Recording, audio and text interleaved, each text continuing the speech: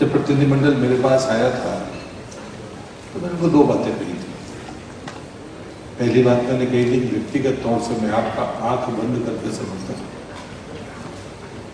क्योंकि जीवन में जो आहार का संयम है वो मेरे गुरुदेव की कृपा है।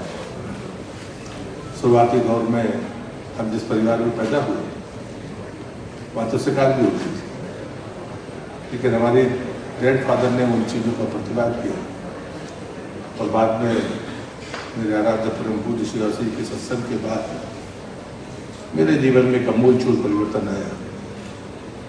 लहसुन भी नहीं खाना, प्याज नहीं खाना, बाकी चीज़ें नहीं लेना, नारियल भी नहीं तोड़ना।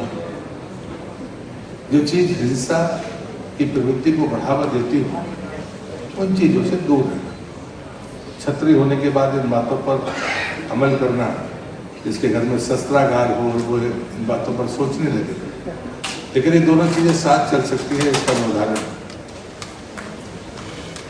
हमने जाना तो प्रभु शिवाजी ने कहा कि जीव जीव आहार नहीं, जीव जीव आधार। कहना आसान है,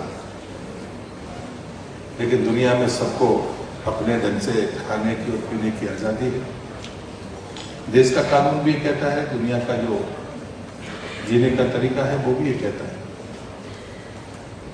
लेकिन हमारी उपमाएं और हमारे उदाहरण,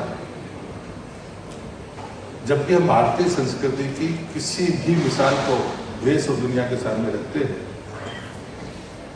तो वो सिर्फ एक जन्म तक सीमित नहीं होती। हम जन्म लेने वाले के बारे में भी सोचते हैं कि इसने अतीत में क्या किया होगा, जो अभी करता है वो बाद में क्या उसका परिणाम होगा, हम इसके बारे में नहीं सोचते हैं। हम सिर्फ वर्तमान के जीवन के बारे में नहीं सोचते। और इसलिए उन्हें एक बार बड़ी जोर देकर हमसे कहा, उन्होंने कहा कि जो प्रवृत्ति के अनुकूल जीते हैं वो खुद के लिए भी समस्याएं पैदा करते हैं और समाज जीवन के लिए भी समस्याएं पैदा करते हैं।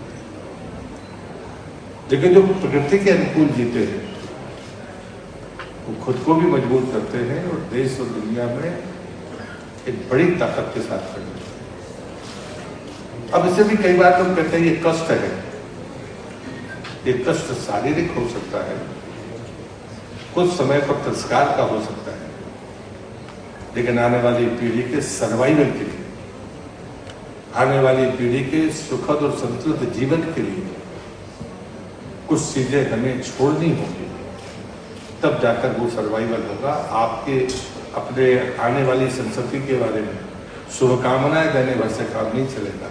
अगर संसाधन नहीं छोड़े जाएंगे तो शुभकामनाएं काम में नहीं आएंगी। और इसलिए बुद्ध से जब पूछा गया कि आप अपने जीवन के बारे में क्या सोचते हैं, तो बुद्ध ने कहा कि मैं पिछले जन्म में हाथी था। ये सिर्फ कहानी नहीं है। उन्होंने कहा कि मैं पिछले जन्म में हाथी था। और बाद में उन्हें जो कहानी उनके बारे में बताई जाती है, ये कहते एक बार जंगल में आग लगी, हाथी आग से बचने के जंगल से बाहर जा रहा था और अचानक एक गड्ढा आया और उसको पैर रखने वाला था। तभी एक खरगोश उछलता हुआ आग से बचने की उस गड्ढे में आकर कूद गया। हाथी ने वो पैर इसलिए नीचे नहीं रखा क्योंकि वो खरगोश से मर जाएगा।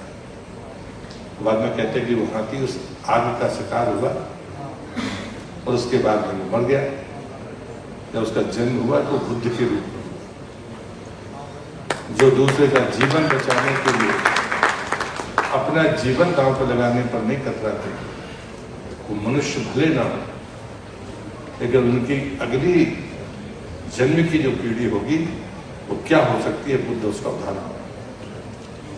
मुझे लगता है कि सोचने के नजरिए में जो फर्क होता है उसके पीछे के कारणों को भी हमें जानना है।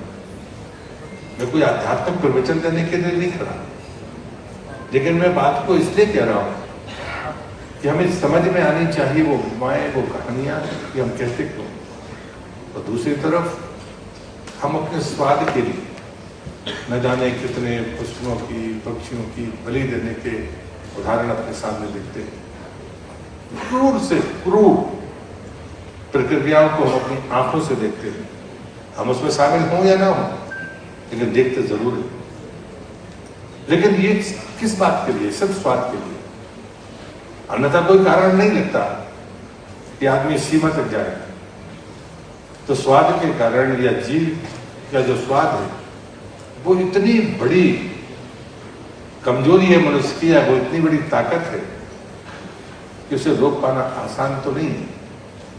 लेकिन उसको संयमित करना, समाज जीवन में अगर वो क्षति पहुंचाने वाला है, नुकसान पहुंचाने वाला है, तो उसे रोक कर रखना, ये तो हमारा लक्ष्य हो सकता है। लेकिन बगैर विकल्प के ये लक्ष्य हासिल नहीं किया जा सकता।